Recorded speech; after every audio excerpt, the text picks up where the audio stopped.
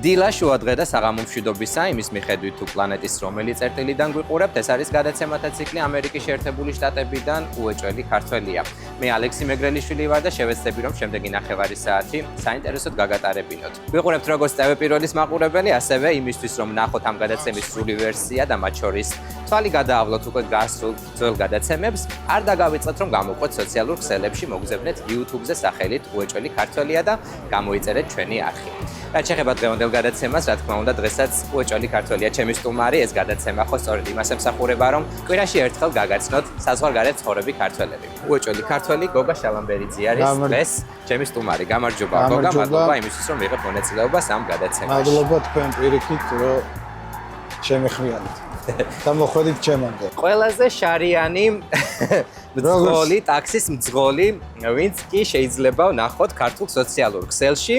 თუმცა არის თუ არა შარიანი, ეს შეიძლება დავასვენოთ დღევანდელი გადაცემიდან. ჩემი ინტერესი, რატომაც დღეს მოგიწვია ამ გადაცემაში, არის სწორედ შენი სოციალური ქსელები, შენი კონტენტი, რომლის ბევრი ვიდეო შეიცავს იმას, თუ როგორ კამათობ შენს კლიენტებთან, ადამიანებთან, ვისაც უწევ ტაქსის მომსახურებას. მოდი ვნახოთ რამდენიმე ვიდეო, რაზეა საუბარი, წარმოდგენა შეგიძლიათ. Not you like it, You need to shut up talking to me. Hey. Shut up. Shut up, and no. Drive the car like the law What said do to you- drive. I'm telling you, she Okay, don't why talk spoke to too me. angry? Tell me.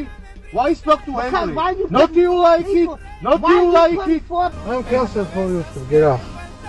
It's not yours. I'm canceled. One second. ეხლა შენს უნდა მომიყვე, რისგან იწყება ხოლმე ეს კამათი და ვინ იწყებთ ხოლმე? მართლა შარიანი ხარ თუ უბრალოდ ესე გემართება? როდესაც TikTok-ი დავიწყე და როდესაც პირველი ვიდეო დავდე, ხალხი აღნიშნავდა, რომ ჩემში იყო ეს პრობლემა. ხო, იმიტომ რომ ეს არის ერთი შემთხვევა. ერთი შემთხვევა, ანუ სულ სხვადასხვა პრობლემა იყო ხოლმე ყოველთვის სხვადასხვა კლიენტებთან. ყველა, ანუ ძირითადად უყურებდი კომენტარებს და ყველა წერდა ნეგატიურს ჩემზე, რომ აი მძღოლია, ალბათ მძღოლი ცუდად იქცევა, ქართველი ჩავიდა ამერიკაში, ანუ არის ის იქაური მოქცევის წესები, რაღაცეები და ანუ ყოველთვის მინდოდა ენახებინა ქართულ ხალხს, რომ არ არის ის რომ სიტყვაზე ჩემი ბრალია. ანუ ყოველთვის არის კლიენტის ბრალი. აჰა. კლიენტი არის ყოველთვის უკმაყოფილო, ყველაფრის მიუხედავად, რაც არ უნდა კარგი გავუკეთო. ჩემს მიმართულებით. და შესაბამისად ეს ვიდეოების დადებაც იმიტომ დავიწყე, რომ ჩემი ყოველდღიურობას ავსახავდი და ვანახებდი ხალხს, თუ რა ყოველდღე ჩემი სტრესიდან გამომდინარე, ჩემი ცხოვრებიდან გამომდინარე, კიდე რამდენი რაღაცის ატანა მიწევს. ანუ ეს არის ჩემი ცხოვრებიდან გამომდინარე. აჰა, გასაგებია. შენი ყოველდღიურობა რო გეჩვენებინა, მაგრამ ის რომ შენ ხარ მართალი და არა შენი მგზავრები, აი ეს უნდა ასე ვთქვათ, უფრო თვალსაჩინოდ დაგვანახო. რისგან იწყება ხოლმე კონფლიქტი? აი ჩაჯდა ადამიანი შენს მანქანაში, უნდა წაიყვანო დანიშნულების ადგილზე. შენ იწყებ საუბარს მათთან, ისინი იწყებენ. აი ეს ცეცხლი საერთოდ ღვივდება ხოლმე კონფლიქტის. ანუ ყოველთვის პრობლემა იწყება იმ დროს, როდესაც ადამიანი ჯდება მანქანაში და როდესაც ვეუბნები, რომ ეხა შენ ხო დაჯექი უკვე ჩემ მანქანაში და უკვე ანუ პიკაპზე ხარ, პიკაპზე ანუ უკვე გზავრობაზე უკვე აგიყვანე. უკვე აგიყვანე. ეხა მივდივართ მეორე პიკაპზე, რომ შენთან ერთად შენაირი ადამიანი სხვა ავიყვანო. აჰა, ანუ ეს ადამიანები იზიარებენ ერთ ტრანსპორტს, რომელიც არის ანუ რეალურად გზავრობა შეარაიდი, ხო? ანუ კი ბატონო. სიტყვაზე ერთ ლოკაციაზე ავიყვანე სხვა მგზავრი, ერთ ლოკაციაზე ავიყვანე სხვა მგზავრი, რომელიც ერთ ლოკაციაზე გადაადგილდებიან ორივე ერთად, ერთ ლოკაციაზე მიდიან, ოღონდ დაშორება არის ალბათ რავი, ქუჩები, უბრალოდ ქუჩები. ერთი შეიძლება მოპირდაპირ მხარეს ჩამოვიდეს, მეორე გვერდით ამ მხარეს. კონფლიქტი იწყება ყოველთვის აქედან, რომ აი არა იყვანო მეორე წამიყვანე მარტო მე. რატო წაგიყვანო მარტო შენ? ანუ რეალურად მე ჩემი ხელფასიდან გამომდინარე, მე როდესაც სიტყვაზე მარტო მივდივარ, მე არ გამომდის გზავრობა ისეთი თანხით, რომელიც მე მიღირს. მე როდესაც მივდივარ უკვე შეარაიდით ორი ადამიანი, როდესაც მიყავს ორივე სხვადასხვა მგზავრი, მაგ დროს უკვე ჩემი ფინანსური ღირებულებაც უფრო მეტია. და პლუს ინსტრუქცია გაქვს შენ აპლიკაციიდან, კომპანიიდან, რომ უნდა იყვანო ეს და ეს ადამიანი თუ შენ ირჩევ რომ დააბადო. კომპანია მიგზავნის ამას რომ უნდა ავიყვანო. და რაც ყველაზე ეს არის შენი ერთპიროვნული გადაწყვეტილება, რომ ერთ გზაზე აიყვანო სხვადასხვა ადამიანი. არა, ანუ თვითონ კომპანია მიგზავნის და თვითონ კომპანია მიკვეთავს ამას, რომ ამას საერთოდ უნდა წავიყვანო ეს. Get out my cars, ოდესაც ვეუბნები, ყოველთვის არის დიდი პრობლემა, რომ შენ როგორ მიბედავ მე ამას, რომ მე გადავიდე მანქანიდან. აი, უხეში ეს არის. ანუ უხეში ნათქვამია, მაგრამ უხეში ნათქვამი ყოველთვის მე ესე არ გამოვიწევ. ამ get out cars რო ვეუბნები, ყოველთვის უკვე იმდენად პიკზე ვარ მისული, რომ გერაუთამდე უკვე დაგროვებული მაქვს უკვე და ანუ ერთი სული მაქვს უკვე ისეთი რაღაცა უთხრა, რომ როგორც თვითონ მამწარებს, ისე გავამწარო. და საერთოდ ამ ხალხს, აი რაც მივხვდი, აი ამდენი ხანია მუშაობ რა. არ უყვართ შეპასუხება რა, აი რო გეტყვის, რომ სიტყვაზე ესია, ხო, თავი უნდა დაუქნიო და მორჩა და მე არ ვარ ის ადამიანი, რომ თავი დაუქნიო. არა, პირიქით ერთს მეტყვის, ორი უნდა უთხრა. მძღოლის მოთმინების ეს სად არის მაშინ? სახელმწიფო კომპანიაში მუშაობ, ამერიკაში ხარ, არ გეშინია რომ დაგარეპორტო და საერთოდ რეპორტი ძალიან ბევრი რეპორტი მქონია, მაგრამ ყოველთვის ვაგზავნი ხოლმე შესაბამისად ვიდეოს. ანუ რა ვიდეოსაც ვდებ სიტყვაზე ჩემს სოციალურ ქსელში, იმ ვიდეოს ვაგზავნი თუ საიდან დაიწყო შიდა კამერით, რომელიც იღებს ჩემი მანქანის კამერა. საიდანაც იწყება ხოლმე ძირითადი ის სიტუაცია, კონფლიქტი, თლიან ვიდეოს ვაგზავნი, რომ ანუ მარტო მე არა ვარ აქ დამნაშავე. ანუ აქ დაიწყო იმან და მე უბრალოდ ვეპასუხევი და პასუხს ვცემ სათანადოს. და მაინც როგორ ფიქრობ, მათ უფრო სუსტი ნერვები აქვთ თუ შენ? საბოლოო ჯამში მე მაქვს ყველაზე სუსტი ნერვები, რომ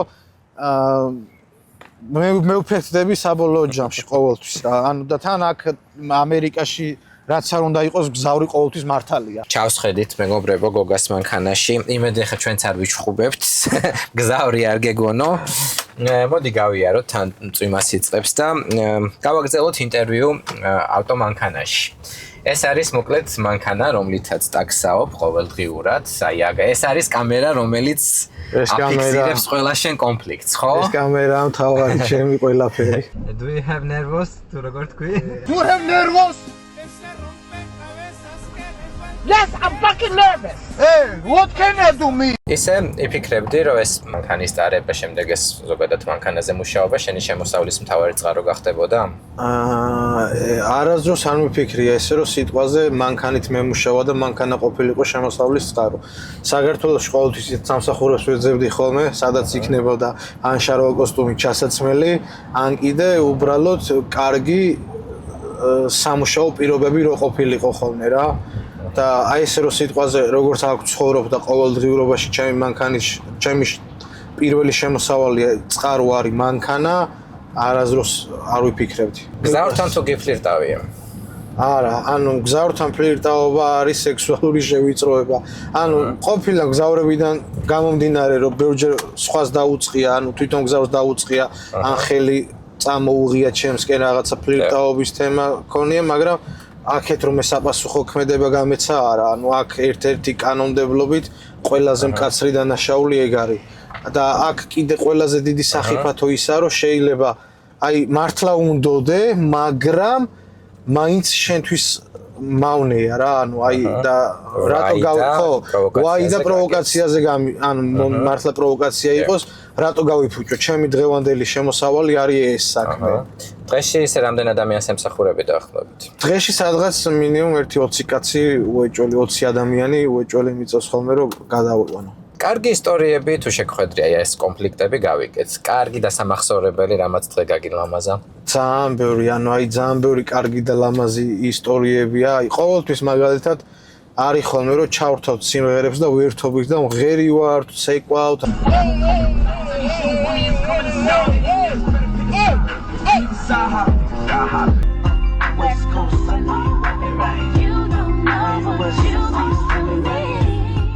მაგალითად ერთი ეს ამბავი იყო რომ ჩაჯდა 80 წლის ბაბუა, რომელიც აი უსაყვარლესი ადამიანი იყო, ეტყობოდა და უყურებდი აი ზუსტად ესეთი აი ამ სარკიდან უყურებდი და ხედავდი რომ ქუდზე ქონდა მიკრული არმიის, ძველი არმიის ლოგო რა, ამერიკული ძველი არმიის ლოგო.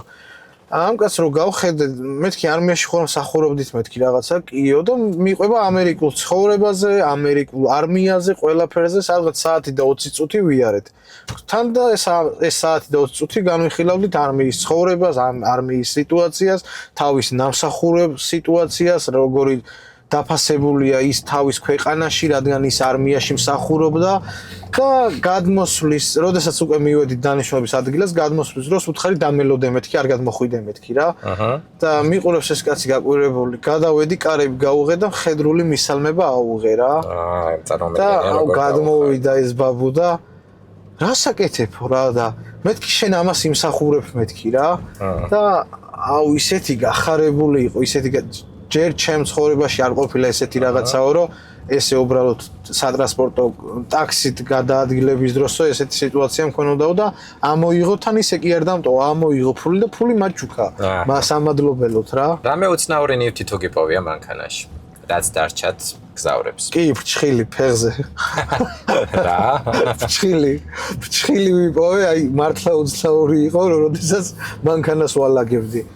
უცნაური, აი ყოველდღიურად მგზავრებით თითქმის რაღაცას კარგავენ ხოლმე რა, ან ტელეფონი იქნება, ან რაღაც საფულე იქნება და როდესაც ანუ სიტყვაზე, როდესაც დავამთავრე მგზავრობა, მირეკავენ და იმ წუთავსო ტრიალდები და უკან მიმაქვს რა. შენ თუ შეგშლია მგზავრთან და ბოდიში მოგიხდია, რომ მიხვდი, რომ აი ცხადად შენ იყავი დამნაშავე. კი, ძალიან ბევრჯერ ყოფილა.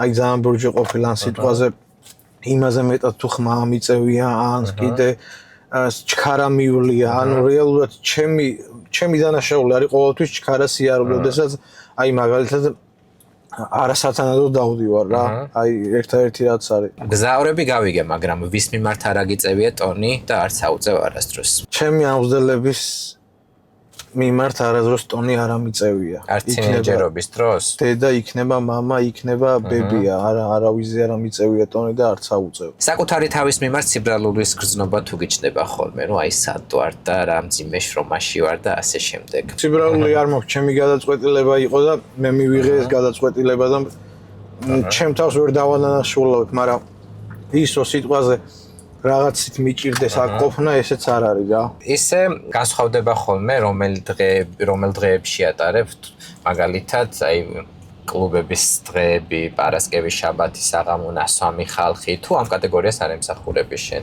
აი მაგის მიხედვით. ხშირად აი უბერის მწოლებისგან გამიგია, რომ მგზავრებს სექსიც კი აქვთ მანქანაში უკან და ანუ ჩემთან ჯვარი წერია ჩემ მანქანაში რომ ეგეთი რაღაცა მოხდეს, შეიძლება იქვე ჩავაკლა უკანა სავარძლაზე ყველანი, ანუ მე ძალიან ბევრი გამიგია, რომ რაღაცა ანუ ნიუანსები ქონიათ მანქანაში, მაგრამ ყოველთვის მაგას ვეუბნები, გააჩერე, გადააგდე მანქანიდან.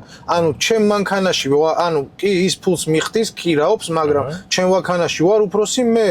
ანუ იმას ვყავარ იმ მომენტში დაქირავებული. მაგრამ იმას კი არ ნიშნავს, რომ დაქირავებული რადგან ვარ, შენ უკან სავარძელზე სექსი შეგიძლია, არ შეგიძლია. და ანუ რეალურად პრობლემა არის ყოველთვის ის, რომ ენა, აი როგორ უთხრას არ იცის. ანუ აი როგორ უთხრას არ იცის და ზუსტად ეს არის პრობლემა რა, ყველაზე მნიშვნელოვანი პრობლემა ეგაა, რომ აი სიტყვაზე არც უზდელურად რო არ გამოვიდეს, არც შეურაცხყოფად რო არ მიიღოს მგზავრობა და აი თქმის კომუნიკაცია და მე ხა ეს კომუნიკაცია არ მიჭირს. სიტყვაზე სულ არაფერი უხეშათად შემილია უთხრა და თბილათად შემილია უთხრა, რომ მორიდებული ადამიანი ხარ ცხოვრებაში თუ არა? მორიდებით არ ვერიდები არაფერს რა. არ მორიდებით არ ვერიდები არაფერს. რამდენი ხანია რაც ამერიკაში ხარ, სადაური ქართველი ხარ და რატომ ჩამოხვედი? მანამდე თუ ყოფილხარ სხვა ქვეყანაში ან საცხოვრებლად ან სამოგზაუროდ? მე ვარ თბილისში დაბადებული, გაზრდილი თბილისში, კონკრეტულად ცხოვრობდი გდანში. წარმოშობით ვარ სამეგრელოდან. ჩემი აბაშა, აი ყველაზე მეტად რომ ენატრება დღესდღეობით ის ჩემი კუთხე კუნჭულია რა. აბაშაში სხვათა შორის ერთხელოვან ნამყოფი ძალიან სუფთა და მოწესრიგებული ქალაქის შთაბეჭდილება ჩვენ ტრადიცია გვაქვს აბაშლებს, რომ ყველა აი შესასვლელი, ეზოს შესასვლელები ყველას ტრადიციულად სისუფთავე, გამწვანება, სილამაზე ბუნება. კოლუმბიურ სერიალებში მინახავს ეგეთი ეზოები, რომაც დაგიმალო. აბაშის მჭადის ფქვილსაც აქებენ. კი, აბაშის მჭადის ფქვილი, აბაშის სულგუნი. დღესდღეობით საქართველოში მე ადამიანი არ ვიცი, ვინც არ იტყვის აბაშის მჭადზე ან აბაშის სულგუნზე კებას. კი ბატონო, ეს აბაშის მჭადზე და სულგუნზე გაზრდილი ბიჭი საიდან მოხვდი ამერიკაში? საიდან მოხვდი ამერიკაში? როდესაც ბაიდენმა განაცხადა, რომ ყველა მეორე შემოვაო ამერიკაშიო, ვისაც სურვილი ექნებაო, მომივიდა ეს იდეა, რომ მეთქი მეც ხوار მეცადა და ხوار წავსულიყავი. ამერიკაში ცხოვრობენ მამიდა ჩემები. ეხა შეიძლება ვიღაცამ თქვას, რომ აი მამიდამისები აქ არის და რა ინაღლებაო, ალბათო ეგ ფიქრი ქონდეთ, მაგრამ არ არის ეგრე. მამიდა ჩემები აქ მაცხოვრებლები არიან დიდი ხანია და თუ რამე გავაკეთე დღეს და თუ რამე ვარ, მივახციეთ ჩემით და ჩემით ვაკეთებ დღესაც რაღაცეებს. მამიდა ჩემს დაურეკე და უთხარი, რომ მეთქი, ანუ წამოსვლა მინდა მეთქი, მამიდან ვაო, შენო მართლა გინდაო, რომ წახვიდეო.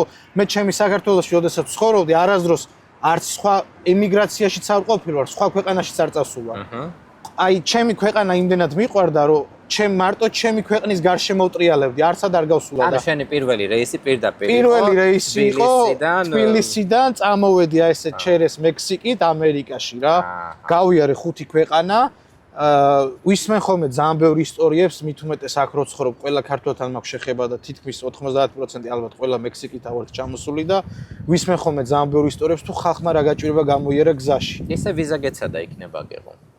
აი დაუფიქრე, არ მიცდია.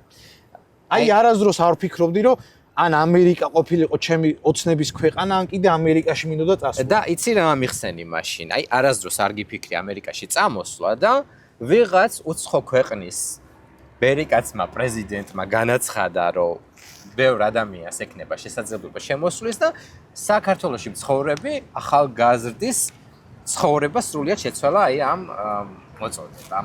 როგორ ხდება ეს? ვისაც რაღაცის შეცვლა უნდა და ნახვა უნდა, იმან მიიღო ის გადაწყვეტილება და წამოვიდა. როდესაც მოვდიოდი ამ გზით, მექსიკა, სანამ მექსიკას გავვლდი, იქამდე გავიარე 4 ქვეყანა. სხვადასხვა ადგილებში ვიყავი და ხო არასდროს არ მიმგზავრია, აი არასდროს თვითმფრინავში არასდროს არ მგზავრვარ და ჩემები ყველა მაგას მეუნებოდა რომ უახვალო ენაც არ ვიცოდი რა, ანუ ყველას დიდი პრობლემა რაც იყო და ვიცოდი მარტო ერთი გეითი, ანუ ვიცი რომ ანუ გეითს რო დავინახავ, გასასვლელია და იქ უნდა გავიდე. მე უყურებდი ბილეთს, რომ მეთქი ბილეთში საწერია გასასვლელი რომელი გეითია და რომელი შესახვევია რომ ზუსტად მივიდე. ეგ ვინ გითხრა რომ გეითი ეძებეო? ანუ ყველაზე მთავარი ისაა რომ დედაჩემი საქართველოში არის ენის მასწავლებელი ინგლისურის. აჰა. მაგრამ მე თვითონ არასდროს სურვილი არ მქონდა რომ ენა მესწავლა, იმიტომ რომ ვიძახდი რომ ათმინა ენა, ანუ ჩემ ქვეყანაში საქართველოში ენა ამჭირდება მეთქი, მაგრამ მაგრად ვწდებოდი და ეხა მაგრად ვნანობ. მართლა ამ ქვეყნის ძალიან მადლიერი ვარ, მაგრამ აი ვიტყოდი ესეთ რაღაცას რა, რომ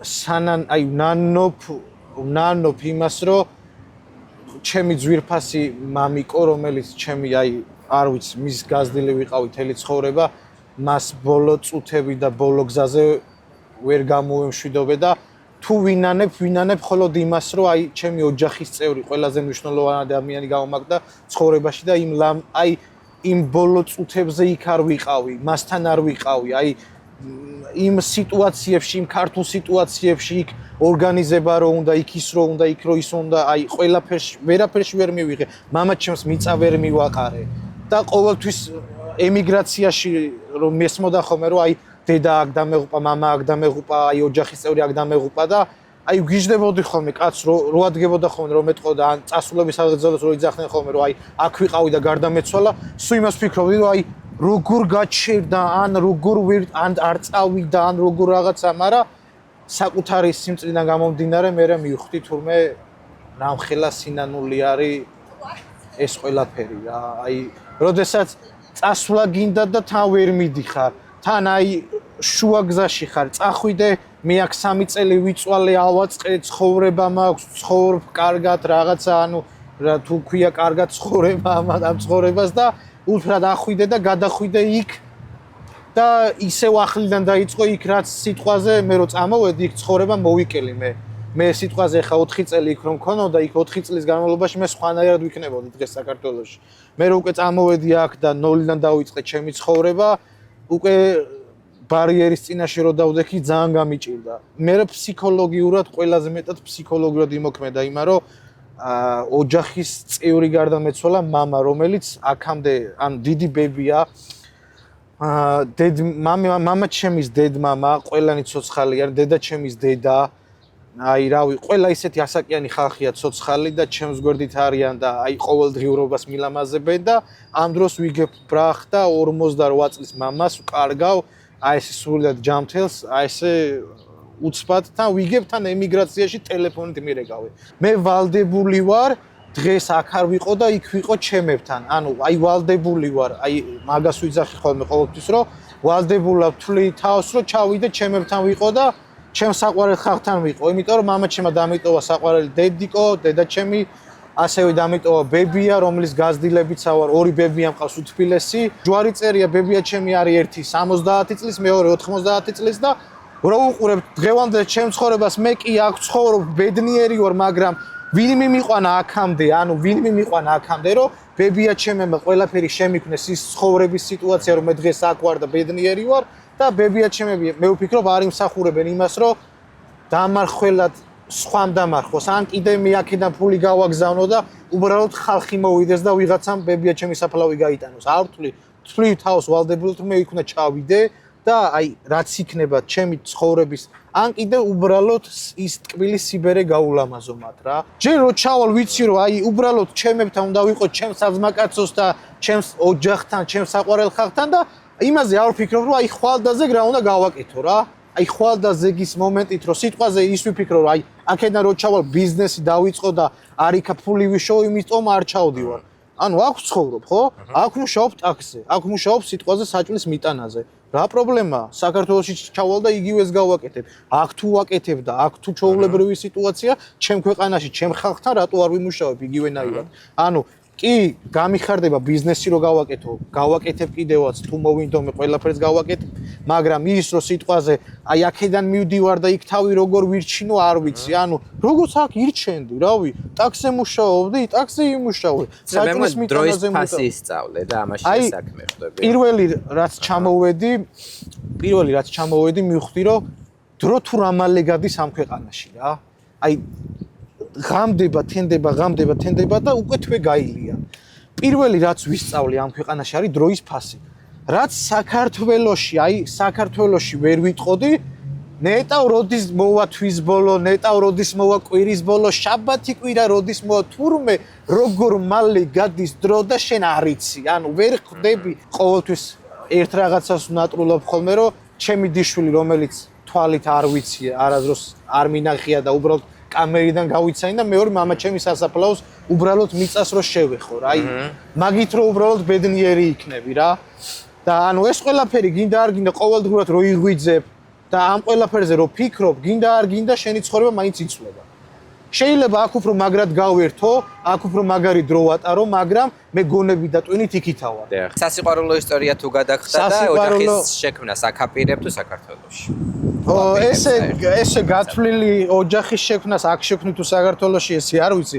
ეხლა მყავს აი ძალიან კარგი საყვარელი ადამიანი გოგო, რომელთან ერთადაც ვარ და ესე რომ სიტყვაზე გათვლილი მქონდეს აქედან შევქმნი ოჯახს თუ საქართველოში შევქმნი, ესე გათვლილი არ მაქვს ჯერჯერობით რა და პირველი რასაც ვფიქრობ არის ის რომ მე რო ოჯახს შევქმნი, ჩემი შვილები უეჭველი უნდა გაიზარდნო საქართველოში. იმიტომ რომ დედაჩემის სკოლაში უნდა მივიყვანო, აი ჩემი უსაყვარლესი მასწავლებლები, რომელნაც მე გამზარდეს, მინდა რომ ჩემი შვილებიც გაზარდო. და მინდა ის სითბო ალერსი, რომელიც მე ვიღებდი ყოველთვის გაზდის დროს რა. აი აქ ამ სითბოს და ალერსს ვერ შევქმნი შენ შვილს აქ ცხოვრებაში. იქ გვაქვს ის ტრადიცია, მე მამაჩემი პატარა რო ვიყავი, სულ არ მინდოდა მაშინ პატარა რო ვიყავი იქ საწნახელში ჩასვლა და ყურძნის წურვა, სულ არ პატარა ვიყავი, თამაში მინდოდა. ყველა გავარდნილი იყო თამაში და მამაჩემი დამაყენებდა, მოდი ისწავლე ეს ტრადიცია, ეს ისწავლე. თურმე რამდენი რაღაცას აკეთებდა ჩემი ოჯახის წევრები მეთქი ამ ჩვენი ქართული ცხოვრებიდან გამომდინარე, რაც აქ ვერ ნახავ რა. კი ბატონო. მოდი მოიკითხე ერთი ადამიანი, ამ გადაცემაში ხდება ხოლმე ადამიანების მოკითხვა, ვისაც ფიქრობ, რომ ყველაზე მეტად გაუხარდება შენი ამ ეთერით მოკითხვა. დედაჩემს მოვიკითხავ, აი ყველაზე მეტად რომ მენატრება და ესე რომ სიტყვაზე განსაკუთრებულად ვიღაცა ესე კონკრეტულად მენატრებოდეს, არა, ჩემ ყველა გარემოცვას, ჩემი ბებია, დედიკო, რავი, ყველანი დაიკო, აი ვაფშე ყველას მოკითხვას გადავცემ და მიყვარხარ და მენატრები და მალე დავბრუნდები. ისე რომ თქვენ არ გეცოდინებათ. გისურვებ წარმატებებს შენი ოცნებების ახდენას. მადლობა ძალიან დიდი. მადლობა იმისთვის, რომ იყავი ამ გადაცემის სტუმარი, ყველაზე შარიანი ტაქსის მწვანე იყო დღევანდელი გადაცემის სტუმარი. მადლობა ძალიან. ასეთი იყო დღევანდელი გადაცემა, მე გემშვიდობებით ერთი კვირით, თქვენ კი არ დაგავიწყეთ რომ გამოყვეთ სოციალურ ქსელებში, მოგზავნეთ სახელით უეჭველი ქართველია, მათ შორის YouTube-ზე, სადაც შეგიძლიათ რომ ამ გადაცემის სრული ვერსია ნახოთ დროებით.